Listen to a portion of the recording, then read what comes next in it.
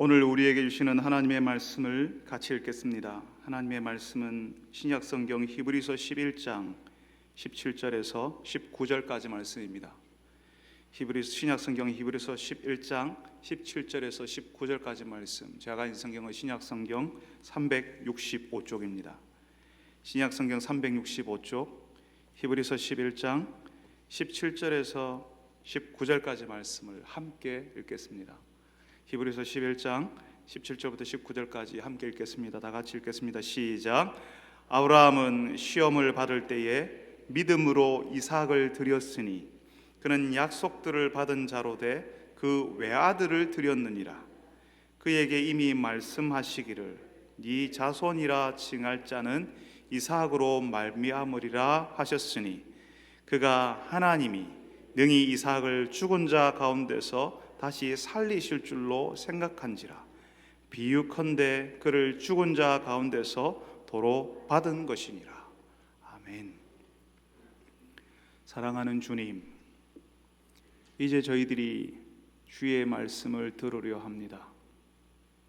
분주하고 정신없는 세상 속에서 온갖 두려운 소식과 혼란스러운 이야기들이 넘나드는 그런 세상 속에서 우리가 조용히 하나님의 말씀을 자리에 앉아, 하나님의 말씀을 듣는 자리에 앉아 그 말씀에 집중해 보고자 합니다.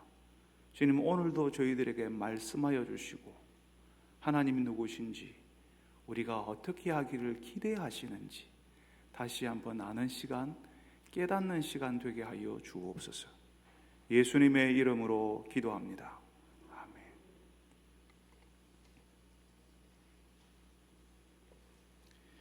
저희 집 아이들이 어릴 때 장난처럼 물어보는 것들이 있었어요. 아이들이 조금 할 때, 야, 너 아빠가 좋아, 엄마가 좋아? 아이들을 현혹시키는 굉장히 고약한 질문을 했던 적이 있습니다. 부모가 둘이 같이 있는데 엄마 아빠 눈을 번갈아 쳐다보는 거잖아요.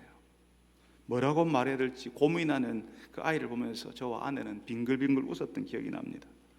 아이를 놀리려고 하는 짓궂은 부모의 장난이죠. 그래서 조금 시간이 지나니까 아이들이 지혜로워지죠. 나중에는 둘 다 좋아. 엄마하고 있을 때는 엄마가 좋아, 아빠하고 있을 때는 아빠가 좋아, 뭐 이러는 겁니다. 이런 질문은 아이가 정말 누구를 더 사랑하는지 보려고 하는 것은 아닙니다. 그런 짓궂은 질문을 할 정도로 아이와 좋은 관계를 맺고 있는 것을 보여주는 거죠. 이미 서로 사랑하니까 나오는 질문인 겁니다.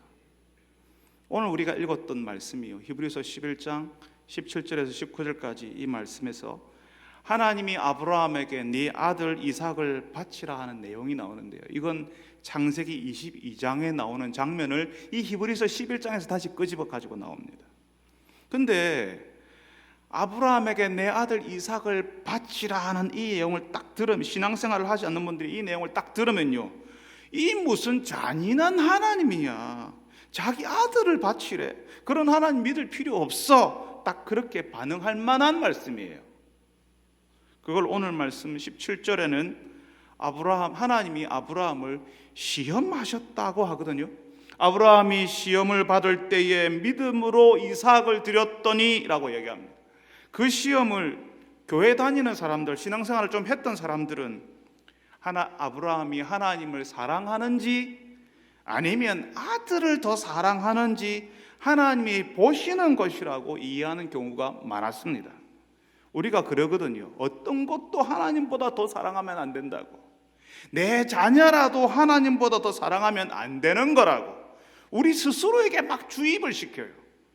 여러분, 정말 오늘 말씀은 하나님의 잔인함을 드러내는 말씀일 뿐만 아니라 하나님을 사랑하는지 아니면 우리가 자녀를 더 사랑하는지 보시려고 하는 말씀일까요?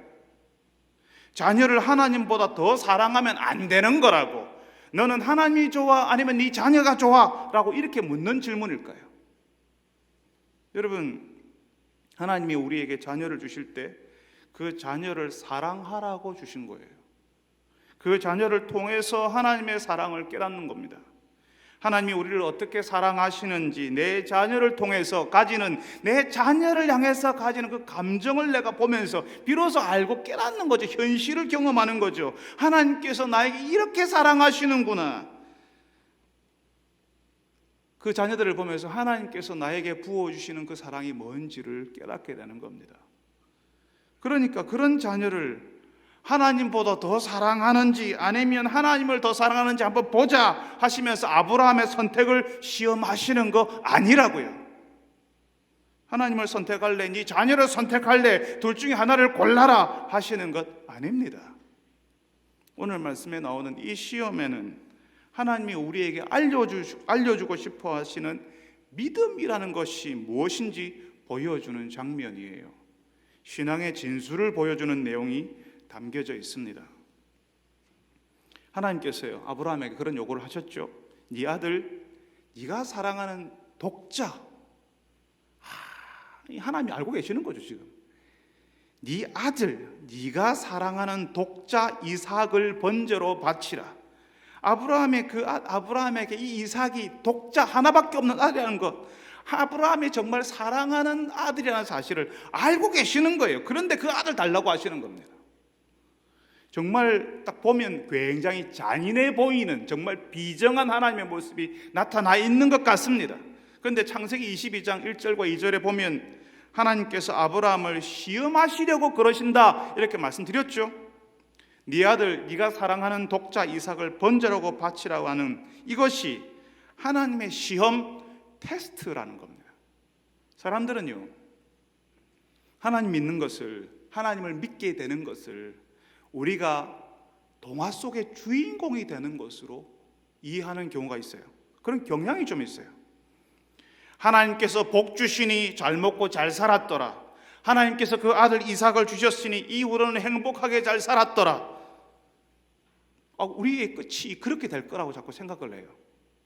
우리가 신앙생활을 하면 하나님께서 나에게 복 주시니까, 내가 가는 곳마다 복 주시니까 잘 먹고 잘 살았더라, 이렇게 끝이 나는 줄 알아요. 이건 유치원 다니는 아이들 동화책에 나오는 이야기입니다. 우리 하나님은 그런 분이 아니십니다. 하나님은 우리가 복을 달라고 할 때에 그냥 아무 말 없이 복만 주시는 그런 하나님 아니십니다. 사람들이 필요하다고 할 때에 도와주시고 평소에 사람들 눈에 안 띄게 알아서 처신하시는 그런 하나님 아니시라고요. 하나님께서는 하나님의 백성들을 부르시고 그 사람들을 하나님의 사람으로 만들어 가십니다. 우리가 하나님의 일을 감당하는 그런 사람 되기를 원하신다고요. 하나님, 그냥 내가 필요할 때 한 번씩 내가 알아서 부를 테니까 그때 나타나셔서 도와주시고, 나머지는 그냥 조용히 그냥 사람들 내 눈에 안 띄게, 그래서 나머지는 내가 다 알아서 하게 해주세요, 내버려 두세요 하는 그런 성도들을 하나님은 만족하지 않으십니다. 하나님께서 가만히 계시지 않으신다고요. 우리가 하나님의 사람이 될 때까지, 하나님만을 의지하는 사람이 될 때까지 하나님께서는 계속 시험하시기를, 테스트하시기를 멈추지 않으시는 겁니다. 지난주에 아이들 학교가 개학을 했는데요, 코로나 때문에 많은 걱정을 하셨죠. 어쨌든 학기가 시작되었습니다. 그런데 보통 학기가 끝날 쯤이면 시험을 쳐요. 그 시험이요, 지난 학기 동안에 제대로 잘 배웠는지, 학교에서 한 학기만큼이나 성장했는지 확인해보는 시간인 거죠. 그 시험, 그 테스트가 없으면요, 내가 제대로 배웠는지 잘 기억하고 있는지 모르고 지나갈 겁니다. 그런데 그 시험이 내가 배운 것을 다시 기억하게 만들어줘요. 그 테스트가 지난 학기를 총정리하게 만들어주는 겁니다. 여러분, 믿음의 길을 가는 사람들에게 이런 시험, 이런 하나님의 테스트가 있는 겁니다. 처음에는 초등학교 1학년 수준으로, 좀 시간이 지나면 초등학교 2학년, 3학년으로 그 난이도가 높아지는 거죠. 하나님께서 이제 신앙생활을 시작한 사람들에게 아브라함에게 요구하셨던 그런 시험 하지 않으십니다. 여러분, 걱정하지 마세요. 아브라함이 받은 시험은 마치 그 테스트의 마지막, 그 인생의 마지막 시험과도 같은 거였어요. 그래서 난이도도 가장 높고 힘든 거였습니다. 제가 예전에 어떤 동영상을 봤는데요, 어느 초등학교에서 산수 문제를 아이들 앞에 나와서 풀으라고 막 이렇게 하는데, 그 산수 문제에 5 더하기 6 뭐 이런 문제를 앞에 놓고 아이들이 막 끙끙거리면서 고민하는 거예요. 손가락이 10개밖에 없는데 5 더하기 6이라고 하니까 10개가 넘어가잖아요. 그러니까 풀리지 않아서 그 앞에서 어쩔 줄 모르고 끙끙거린 거죠. 여러분, 우리가 들으면 우습잖아. 이건 문제도 아니잖아요. 아마 이제 신앙생활을 시작하는 분들에게는 주일마다 예배 드리는 것이 너무나도 어려운 문제일 겁니다. 해야 할 일도 많고 가야 할 곳도 정말 많은데 어떻게 주일마다 교회 와서 예배를 드릴 수 있지? 이렇게 생각하실 거예요. 그렇지만 이제 교회에서 집사로, 권사로, 장로로 섬기는 분들 보세요. 주일마다 예배 드리는 거 문제거리가 아닙니다. 고민할 필요가 없는 문제예요. 그런데 우리 교회 집사님, 권사님, 장로님들도요, 어려운 문제예요. 하나님께서 그 인생에 허락하시는 어려운 시험이 있습니다. 주일마다 예배에 나오는 정도가 아니라 그보다 더 깊은 헌신, 그보다 더 나은 섬김을 요구하시는 거죠. 마치 하나님께서 아브라함에게 네가 사랑하는 아들을 번제로 드리라고 하시는 것처럼 참 어렵고 힘든 요구, 내 수준에서는 감당하기 힘든 요구를 하나님께서 하시는 겁니다. 그렇지만 여러분, 그 시험, 그 테스트가요, 우리가 어떤 사람인지를 알게 해줘요. 학생이 지난 학기 동안 제대로 배웠는지, 한 학기 동안 제대로 공부하고 성장했는지 기말고사 문제를 풀면서 알게 되잖아요. 자신의 처지, 자신의 위치를 깨닫게 돼요. 그것처럼 하나님께서 우리에게 행하시는 그 시험, 그 테스트가 내가 믿음의 사람이 되고 있는지, 내가 믿음의 사람인지 알게 해주는 겁니다. 이런 시험이 없을 때는 우리는 정말 하나님을 잘 믿는 사람 같아요. 정말 하나님만을 의지하는 사람인 것처럼 보입니다. 그렇지만 주일에 놀러 가자는 친구 전화만 받아도 고민이 되죠. 예배를 드리라는 그 간단한 시험 앞에서 5 더하기 6이 뭐지 하고 온 데서 10손가락을 다 들이밀면서 고민하는 아이처럼 고민이 되는 거죠. 그때 내가 아는 겁니다. 아, 내가 정말 하나님만을 바라보고 있지 못하는구나, 하나님이 원하시는 사람이 아직 아니구나라고 알게 되는 거죠. 여러분, 하나님을 제대로 믿는 사람이라면 이런 시험을 피해갈 수 없습니다. 나에게는 이런 시험 하나도 있지 않게 해주시고 그건 불가능한 이야기입니다. 하나님께서 우리에게 테스트하기를 멈추지 않으십니다. 우리가 믿음의 길을 가려고 할 때마다 고민이 되고 갈등이 되고 하나님의 말씀에 순종할 것인가 말 것인가 하는 선택의 갈림길에서 어려워할 겁니다. 우리가 믿으면 믿을수록, 더 잘해보려고 잘해갈수록 우리 앞에서 계속 선택의 갈림길에서 어떻게 해야 될 것인가로 고민하게 만들 거예요. 기도의 제목이 계속 일어나게 될 거예요. 우리가 믿음의 길을 가는 사람이기 때문에 그런 겁니다. 그래서 고민이 되는 거예요. 하나님과 상관없이 사는 사람들이라면요, 고민 안 합니다. 너무나도 쉽게 하나님 아닌 걸 선택하죠. 자기가 하고 싶은 대로 하며 살겠죠. 그런데 우리가 믿음의 길을 가니까 하나님께서 그 길을 지나는 우리에게 우리가 얼마나 성장했는지, 우리가 얼마나 깊어진 사람이 되었는지 알으라고 시험하시고 테스트하시는 겁니다. 아브라함에게 지금 그러시는 거죠. 예전에 아브라함은 아들 주신다는 말을 못 믿었어요. 허허. 그랬던 아브라함이 이제는 얼마나 성장했는지, 얼마나 그 믿음이 깊어진 사람이 되었는지 아브라함 스스로 보게 하시기 위해서 아브라함에게 그 아들을 번제로 드리라 하시는 겁니다. 이 사랑하는 독자 이삭이라고 하셔서, 이 사랑하는 독자 이삭이라고 하셔서 아브라함에게 주어진 테스트가 얼마나 어려운 테스트인지를 하나님께서 알고 물으시는 겁니다.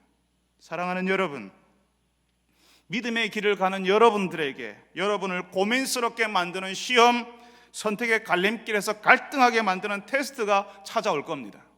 하나님의 말씀에 순종할 것인가 고민스러운 때가 올 겁니다. 한 번만이 아니라 여러 번 자주 계속 찾아오게 될 겁니다. 그때 그 시험, 그 테스트가 바로 여러분이 믿음의 길을 가고 있다는 신호라는 사실을 아시기를 바랍니다. 믿지 않은 사람들에게 그런 시험, 테스트 있을 수 없습니다. 믿음의 길을 가는 사람들에게 허락되는 성장의 표시, 성숙의 증거라는 사실을 알고 그 시험 당할 때에 하나님 앞에 감사하고 그 시험을 잘 지나가는 성도들이 되시기를 바랍니다. 여러분, 오늘 우리가 읽은 히브리서 11장 말씀이요, 박해받던 히브리서 성도들에게 전해진 말씀이었어요. 코로나 2년을 보내고 다 지쳐서 예전에 하던 신앙생활 다 잊어버리고 사는 사람도 많은데요, 그 혹독했던 로마 제국의 박해가 계속되었을 때 사람들이 어떻게 되었겠습니까? 벌써 다 떠나는 거죠. 남은 사람들은요, 그런 위협 곤궁에도 어느 정도 견디는 사람들이었어요. 그런 고난과 박해 중에도 하나님의 공급하심과 인도하심을 믿고 의지하는 사람들만 남았어요. 그런 사람들에게 하나님이 히브리서 11장 믿음의 사람들을 이야기하시는 겁니다. 10수년간 고이 기른 자식을 달라고 하는, 너무나도 황당해 보이는, 그 아들이 사라지면 세상이 다 없어져 버릴 것 같은데 그런 상황이 찾아오는데도 하나님을 의지하는 사람들에게 바로 이 아브라함 이야기를 해주시는 겁니다. 아브라함은 시험을 받을 때에 믿음으로 이삭을 드렸으니 그는 약속들을 받은 자로 돼 그는 그 외아들을 드렸느니라. 아니 여러분, 우리도 나름 신앙생활 하고 있잖아요. 나름 수십 년 신앙생활 한 사람들 있잖아요.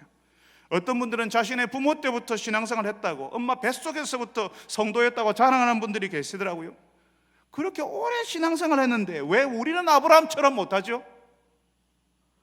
우리들은 초신자라고 하면 기분 나빠해요.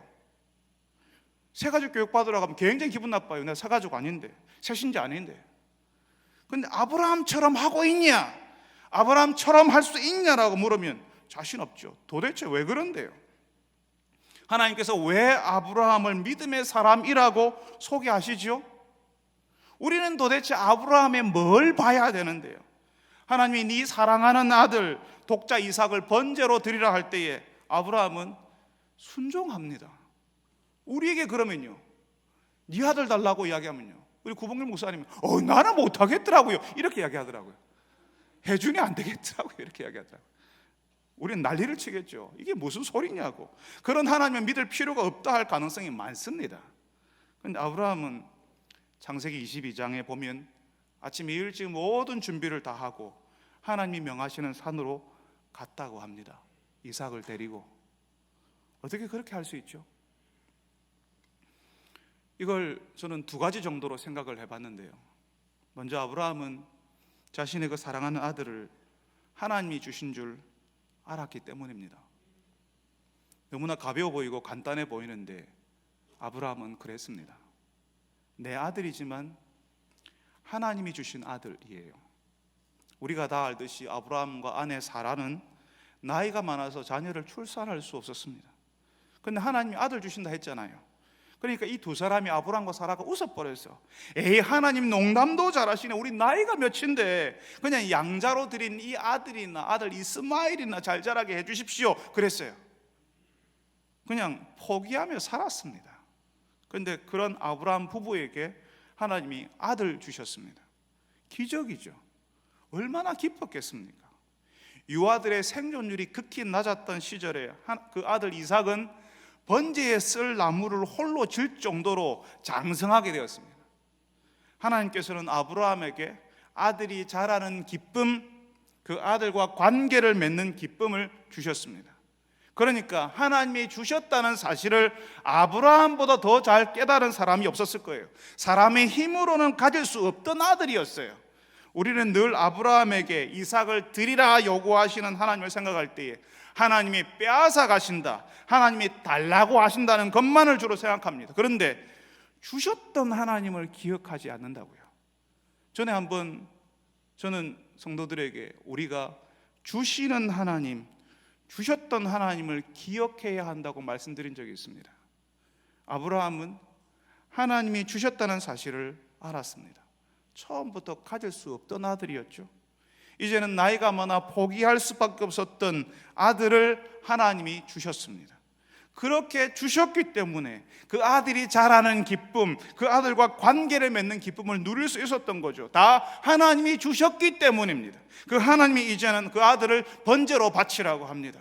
내게 주신 분이 하나님이시니 가져가실 분도 하나님이신 것을 아브라함이 아는 거죠. 그걸 믿은 거죠. 여러분, 이게 중요한 거거든요. 하나님이 주셨다는 사실을 인정하는 사람들도요, 하나님이 가져가실 분이라는 사실을 인정하지 않아요.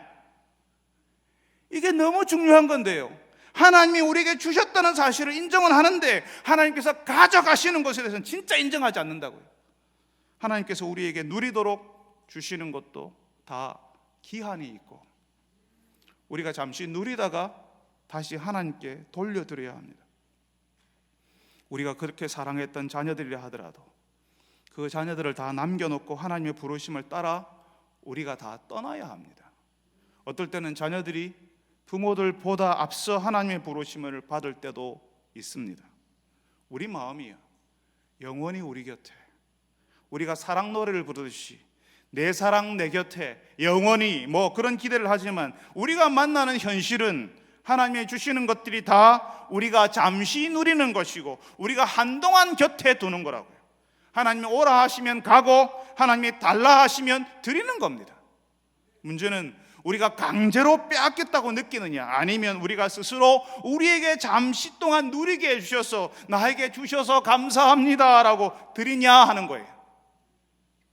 우리의 유한한 인생, 우리의 한계 속에서 우리가 도무지 가질 수 없는 기쁨, 우리가 도무지 내 스스로는 만들어낼 수 없는 나를 닮은 그 기이한 자녀들을 하나님이 주십니다. 그 아이 때문에 아비가 되는 기쁨, 엄마가 되는 감격을 누리잖아요. 그 아이 때문에 헌신이 뭔지 희생이 뭔지를 알아요. 3살짜리 조그만 애가 밤 11시에 뭐가 먹고 싶다고 하면 옷을 주섬주섬 입고 아빠든 엄마든 밖으로 튀어나가는 거죠. 나에게 아무것도 해준 게 없어요. 내 아이에게 도움이 되는 게 아니에요. 경제적인 도움이 하나도 안 됩니다. 심지어는 달라고만 하는데 그런 존재에게 사랑을 느끼는 그 희한한 경험을 하게 해주잖아요. 내가 줬으니까 나도 하나 받아야지, 내가 이만큼 해줬으니까 나도 존중받아야 내 자존심이 지켜진 거지, 그거 아닙니다. 내가 하나도 돌려받지 않아도 괜찮은 이 이상한 관계, 그 사랑의 관계를 이해하게 해주시잖아요. 하나님이 우리에게 그렇게 사랑하신다는 사실을 아이를 낳아 키우면서 알게 해주시잖아요. 그래서 아이 때문에 내가 어른이 되고 그 아이 때문에 철이 들도록 해주시잖아요. 그렇게 주신 하나님께 감사드리는데, 주셨으니 영원히 내 품에 머무르는 것이 아니라 내 자녀가 나를 떠나야 하는 한계를 가졌다는 사실을 내가 같이 받아들이는 거라고요. 우리가 그런 한계를 가진 사람들이니까, 우리 사랑의 관계가 기한이 있으니까 더 소중한 존재들이죠. 더 지혜롭게 사랑해야죠. 아브라함은 그걸 알은 거예요.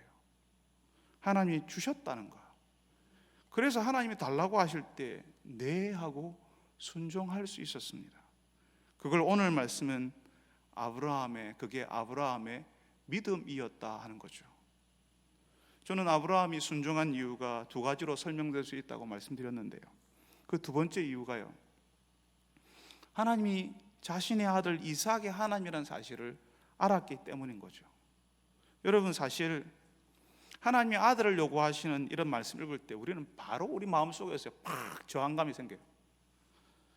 나는 어떻게 돼도 괜찮은데 내 아이는 안 되죠. 그냥 피가 땡긴다고 하잖아요. 그런 저항감이 들어요. 네 아들 사랑하는 독자 이삭을 번제로 바치라고 할 때에 가지는 저항감이 그겁니다. 하나님이 아브라함에게 그렇게 했으면 나한테도 그렇게 할 거예요, 그렇게 할 수도 있잖아 하면서 그냥 하나님에 대해서 그냥 저항감이 확 드는 거죠. 하나님이 요구하실 때 차라리 내 목숨을 찾으시고 내 인생 바치라 하시면 차라리 그게 나을 것 같아요. 그런데 사랑하는 아들을 달라 하니까 이게 힘든 거죠. 그런데 아브라함이 순종했어요. 이 부분에서 하나님이 아브라함의 믿음을 말씀하시는 겁니다.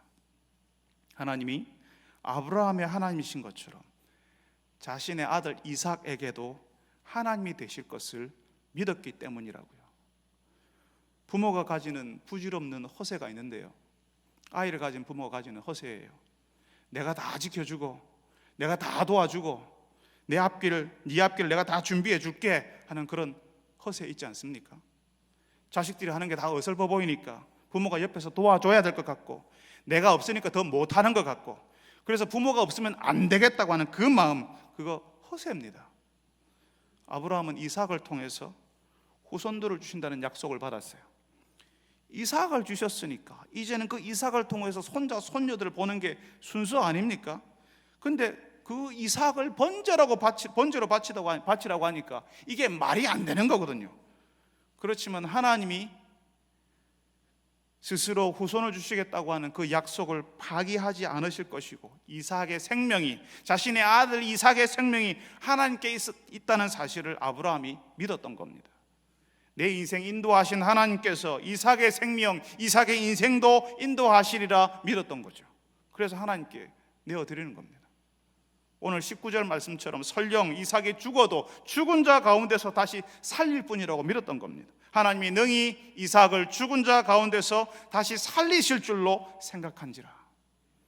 여러분, 하나님께서요, 아브라함에게 하늘의 별과 같이, 바다의 모래같이 후손을 주시겠다고 약속했어요. 그리고 그 약속의 첫 단추로 이삭을 딱 주셨거든요. 이삭을 주시자마자 가질 수 없는 아들을 가졌잖아요. 그러니까 오, 하늘의 별과 같이, 바다의 모래같이 믿음의 후손들을 주신다는 그 말이 이제는 믿어지는 거죠. 와, 이게 현실이 되겠네. 그런데 그 이삭이 없으면요, 하늘의 별과 같은 후손, 바다의 모래와 같은 자손도 어떻게 되죠? 같이 사라지는 거예요. 그런데 하나님이 아브라함에게 그 이삭을 바치라고 하는 겁니다. 이삭을 달라고 하시면 그 많은 후손을 주시겠다는 약속도 사라지는 거죠. 이삭이 있어야, 그 이삭이 골이라고요. 그 이삭이 있어야 하나님의 약속이 이루어지는 거잖아요. 그런데 하나님이, 아브라함이요, 그 이삭을, 그 딱 고리가 되는, 중요한 고리가 되는 그 이삭을 하나님께 드리려고 합니다. 이게 무슨 말인가 하면요, 이삭이 아니라, 이삭이 있어야 하나님의 약속이 이루어지는 것이 아니라 하나님이 그 약속을 이루신다는 사실을 아브라함이 믿는 거죠. 이삭이 아니라 하나님이라고요.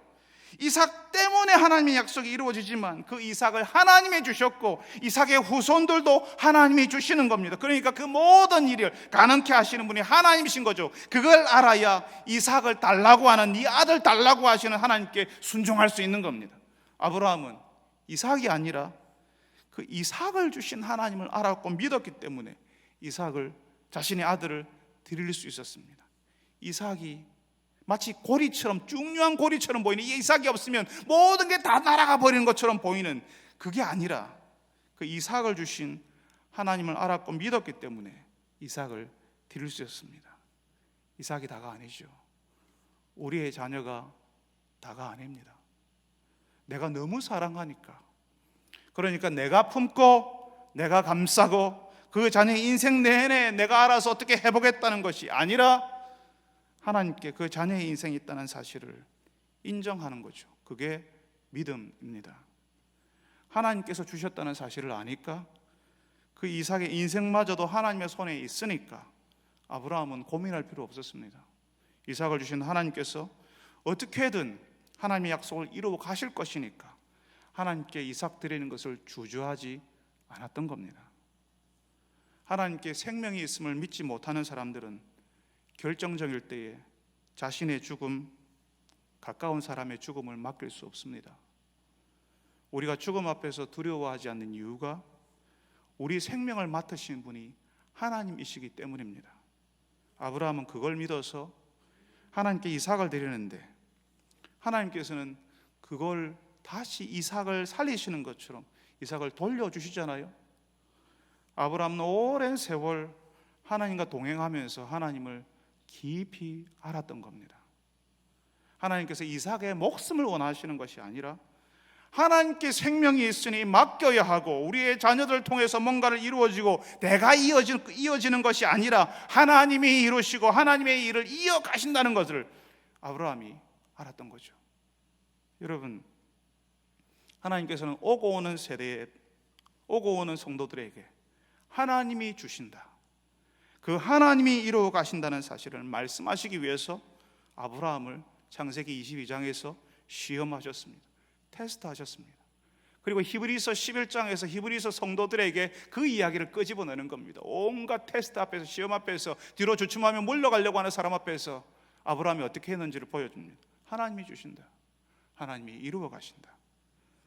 아브라함에게서 뭔가를 빼앗아 가는 것이 아니라 하나님이 주셨다는 것, 하나님이 이루신다는 사실을 아브라함이 깊이 알고 있는지 믿는지, 아브라함이 그걸 깨달았는지 보시려고요.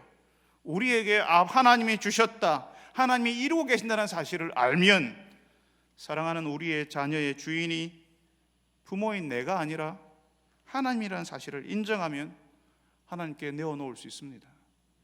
사랑하는 여러분들이 하나님께서 요구하실 때에 하나님이 주셨다, 하나님께서 이루고 계신다는 사실을 기억하고 하나님의 요구에 믿음으로 반응하는 분들이 되시기를 바랍니다.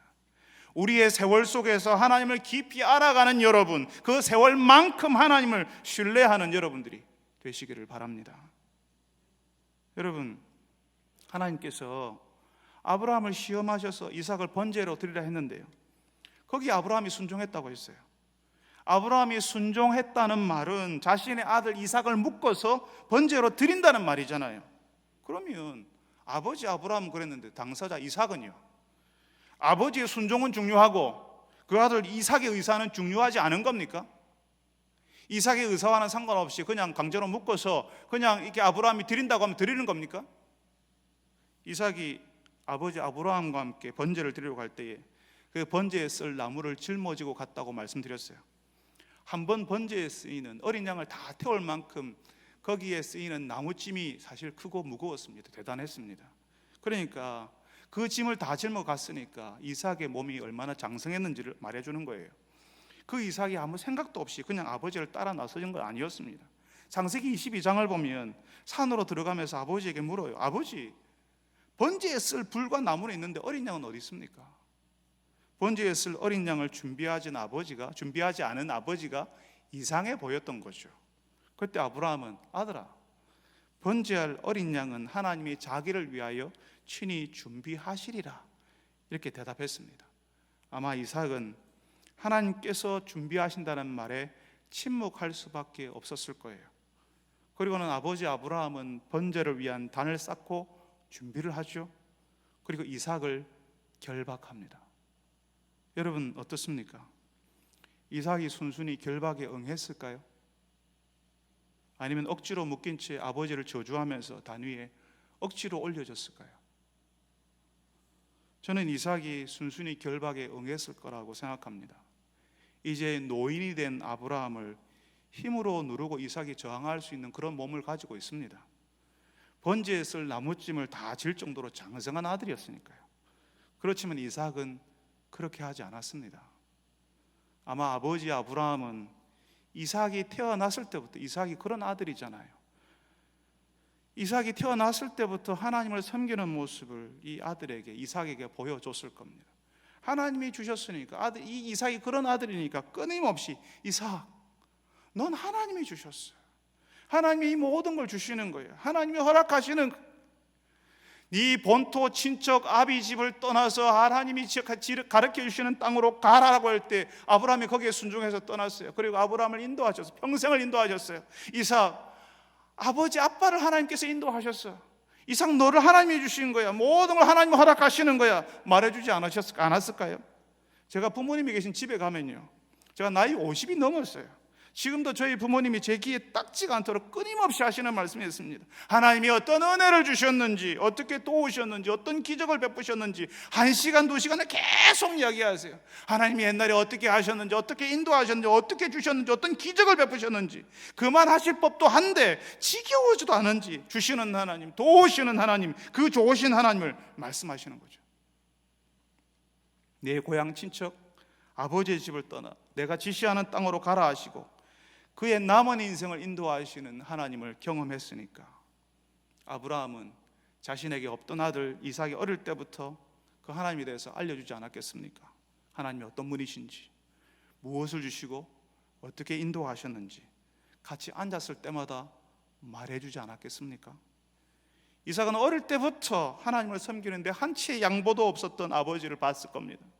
그리고 하나님의 말씀에 순종하는 그 아버지 아브라함을 신뢰하고 있었기 때문에 아버지가 결박하는 대로 그 몸을 맡겼을 거예요. 오늘 우리가 읽은 히브리서 11장 17절과 창세기 22장 1절에 하나님께서 아브라함을 시험하시려고 한다라고 했는데 여기서 이삭이 저항하고 힘으로 버티면 어떻게 할 수가 없죠. 그러니까 여러분, 하나님께서는 아브라함의 아들 이삭에게도 아브라함이 가진 그 믿음이 있는지, 아브라함의 믿음이 그 아들에게도 전하여졌는지 보시려 한 거 아닐까요? 하나님의 약속은 믿음으로 전수되고 이루어집니다. 하나님께서 아무리 엄청난 복을 주시겠다고 약속해도 그 아들이, 그 사람들이 믿음 없이 하나님과 상관없이 살아버리면 그 약속이 이루어질 수 없거든요. 그래서 하나님께서는 아브라함을 시험하시는데 하나님의 그 약속이 제대로 이어져 나갈 수 있는지 이제 10대 중후반이 된 그 아들 이삭에게도 스스로 하나님을 믿고 순종할 그 믿음이 심기어져 있는지, 아브라함이 그 아들을 그렇게 믿음으로 양육했는지 테스트 해보시는 겁니다. 사랑하는 성도 여러분, 아무리 내가 낳은 자식이라도 내 마음대로 안 되는 게 자식의 일이죠. 그래서 아이들만 생각하면 마음이 아프고 힘든 분들이 계실 겁니다. 사랑하는 성도 여러분, 하나님께서 부모인 우리들에게 자녀들을 맡겨주시고 그 자녀들을 믿음으로 양육하도록 하셨습니다. 우리가 그 자녀들의 부모로 있는 한 자녀들을 믿음으로 양육해야 한다는 책임이 사라지지 않습니다. 그러니까 이미 늦었다, 이제는 끝났다 하지 마시고 여러분의 자녀들이 믿음의 자녀, 하나님께 순종하는 자녀가 되도록 기도하고 도우시기를 바랍니다. 그러기 위해서는요, 부모인 우리에게 하나님이 중요한 분이어야 해요. 부모인 내게 하나님이 안 중요한데 자녀들이 그 부모님들이 중요하게 여기지 않는 그 하나님을 제대로 믿고 따르기는 어렵습니다. 부모들이 중요하게 여기는 것을 보고 그 자녀들도 그걸 중요하게 여겨요. 정상적인 가정에서 아이들이 부모와 가까이 있는 시간을 보내었다면 정상적인 가정을 이야기합니다. 정상적인 가정에서 아이들이 부모와 가까이 있는 시간을 보냈다면 그 아이들은 그 부모를 닮을 수밖에 없습니다. 부모들이 하는 것을 해요. 부모님들이 식탁에서 기도하면요, 아이들도 안 가르쳐 주는데 자기들도 기도하는 흉내를 낸다고요. 그냥 하나님이라 부를 때 주여 하고 아이들이 이야기를 해요. 기도를 그렇게 해요. 안 가르쳐 줬어요. 근데 아이들이 보고 따라 한다고요. 아이들이 엄마가 얼마나 중요하게 하는지, 아빠가 어떻게 하는지를 보고 따라 한다고요. 그 부모가 스마트폰으로 게임에 몰두하고 TV를 열심히 보는 부모라면 아이들도 그렇게 할 겁니다. 아무리 공부하라고 해도 소용없어요. 부모가 아이들 앞에서 책 읽는 모습을 보여준 적이 없다면 아이들 스스로 책을 읽는 일은 없을 겁니다. 부모가 책 읽고 공부하는 걸 보여준 적이 없는데 아이들이 스스로 책을 읽는다면, 우리 아이들은 너무 공부를 잘하는 아이라면 그건 하나님이 여러분의 자녀들에게 보여주시는 은혜요, 기적입니다. 그러니까 하나님께 감사하세요. 자녀들이 부모의 모든 생활을 닮아가는 것처럼 부모의 신앙을 닮습니다. 그 부모가 하나님을 기뻐하고 그 하나님과 인격적인 관계 속에서 자라고 있으면 그 자녀들이 부모가 믿는 하나님을 믿고 의지하게 될 겁니다. 그냥 말로 교회 가라 하는 것은 그 자녀들이 신앙생활 하는 거 아무 상관이 없어요. 그 부모가 먼저 하나님에게서 흘러나오는 은혜의 사람이 되어서 그 자녀를 인격적으로 바라봐 줘야 합니다. 부모가 먼저 자신의 자녀를 인격적으로 바라봐 줘야 한다고요. 부모 자녀가 맺는 사랑의 관계 속에서 하나님이 인격으로 전달이 되는 거예요. 그 부모의 성품, 그 부모의 관계 속에서 하나님에 관한 지식이 자녀들에게 흘러가는 거라고요. 우리가요, 우리 자녀들에게 기대하는 것이요, 그냥 주일 오전 예배 정도 참석하는 것, 그거 되어서는 안 됩니다. 물론 여러분의 자녀들 가운데는 하나님을 모르는 자녀들이 있죠. 그 자녀들이 교회에 나오고 예배에 참석해 주는 것만으로도 큰 진보요, 좋은 일입니다. 맞습니다. 그렇지만 그걸로 만족해서는 안 되는 겁니다. 우리의 자녀들이 믿음으로 판단하고 선택의 갈림길에서 하나님의 가치를 선택할 수 있도록 오랜 시간 듣고 배우고 생각한 하나님의 말씀에 따라서 자신이 스스로 판단할 수 있는 힘을 가지도록 도와줘야 됩니다. 그 생각하는 힘, 하나님의 말씀 위에서 판단하는 힘이 없으면요, 주일에 교회 나왔고 예배 시간에 부모님과 옆에 같이 앉아 있었어도 정말 중요한 선택을 할 때는 하나님 없는 선택을 하는 거예요. 인생의 중요한 기로에 서서는 하나님 대신 다른 거 선택하는 거죠. 그냥 주일마다 교회 나오기 때문에, 부모 옆에 앉아 있기 때문에 안심하지 마시기 바랍니다. 중고등부, 대학부, 청년부와 같은 또래 공동체에서 듣고 배우고 생각하고 판단하는 시간을 보내야 우리 아이들 신앙이 자라는 겁니다. 그 신앙은 듣고 생각하고 판단하는 수많은 시간들을 먹고 자라는 거예요. 듣지 않았고 생각해 보지 않았고 판단해 보는 시간들을 보내지 않았는데 어떻게 믿음의 길을 선택할 수 있습니까? 부모의 곁을 떠나서 스스로 인생의 길을 선택할 시기가 오면 별다른 고민도 없이 하나님의 가치가 아니라 이 세상의 가치를 따라서 선택하고 그 길로 가는 거죠. 여러분, 아브라함의 아들 이삭은 아버지 아브라함처럼 하나님의 말씀 앞에 순종합니다. 이삭이 그 아버지 아브라함이 전하여 준 하나님 신앙이 그 이삭에게 있었다는 이야기죠.